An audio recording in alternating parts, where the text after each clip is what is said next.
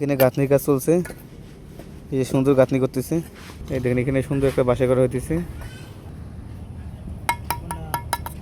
এই যে এখানে সোলিং হইতেছে সুন্দরভাবে।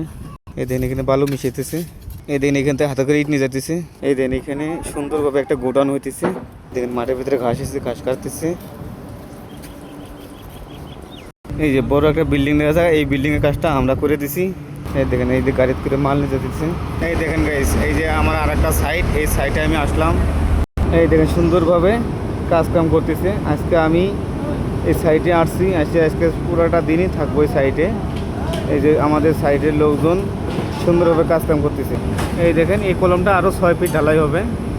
টোটালে এই কলমটার থেকে 25 ফিট।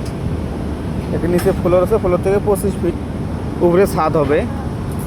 আর 6 ফিট ঢালাই হলে তাহলে 25 ফিট হয়ে যাবে। এই দেখেন আমার মিস্ত্রি সেফটি বেল্ট লাগাইছে, সেফটি বেল্ট লাগায় কাজ করবে।